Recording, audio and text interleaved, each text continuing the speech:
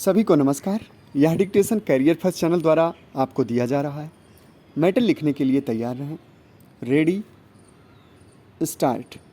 इन सब के साथ एक और बात महत्वपूर्ण है कि सरकार को सामाजिक एवं आर्थिक दृष्टि से पिछड़े लोगों को शिक्षा के समान अवसर उपलब्ध कराने के लिए विशेष रूप से सचेष्ट रहना पड़ता है। सरकार ने ग्रामीण क्षेत्रों में साक्षरता विद्यालय खोले हैं।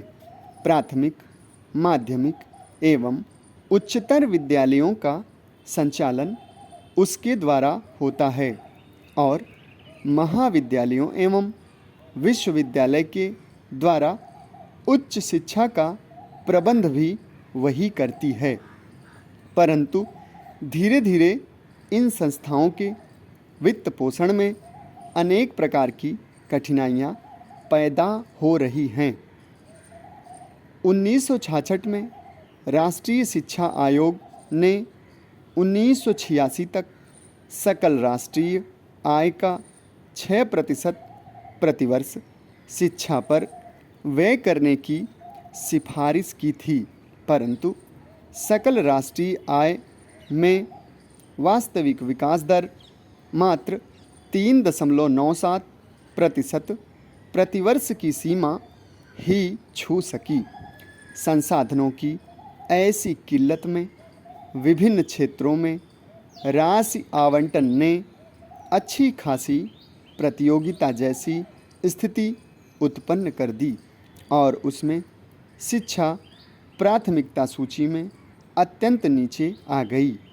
सरकार अब बहुत लंबे समय तक इस बोझ को ढो पाने में अपने को असमर्थ महसूस करने लगी।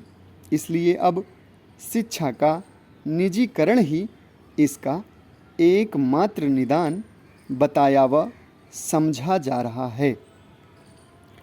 पूरी दुनिया में ज्ञान का विस्तार बहुत तेज़ी से हो रहा है और इसका संग्रह विकास की प्रक्रिया का एक महत्वपूर्ण अंग बन गया है। आज की परिस्थिति में शिक्षा अब स्वयं एक उत्पाद बन गई है जो कि मानव संसाधन विकास के लिए अनिवार्य है। निजी क्षेत्र, जिसका ज्ञान का महत्वपूर्ण योगदान है, भी शिक्षा के क्षेत्र में सक्रिय भूमिका निभा सकता है। विशेषकर तकनीकी क्रांति के बाद इसकी संभावनाएं और भी बढ़ गई हैं।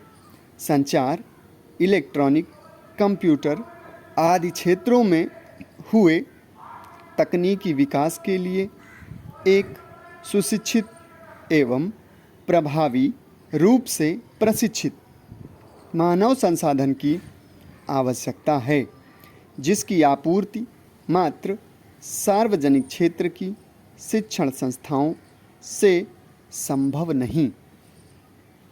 निजीकरण की आवश्यकता इसलिए भी महसूस की जा रही है कि वर्षों से राज्य प्रायोजित शिक्षा ने इस क्षेत्र को लगभग जनसेवा में तब्दील कर दिया है और विशेषकर इसके प्रत्यक्ष लाभान्वितों छात्रों ने इसके महत्व को बहुत वरीयता नहीं दी है।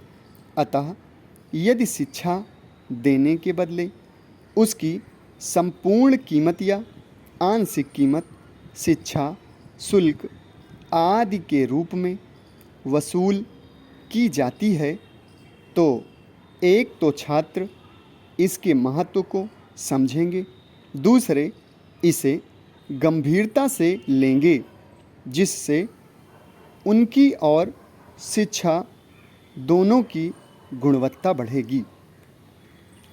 निजीकरण का लक्ष्य ऐसे विद्यालयों, महाविद्यालयों, पॉलिटेक्निक एवं व्यावसायिक संस्थाओं की स्थापना है जो शिक्षा की कुल लागत वसूल करेंगे। इससे जहां एक ओर सरकार के अनुदानों में कमी आएगी और सरकार का घाटे का बोझ कम होगा। समाप्त।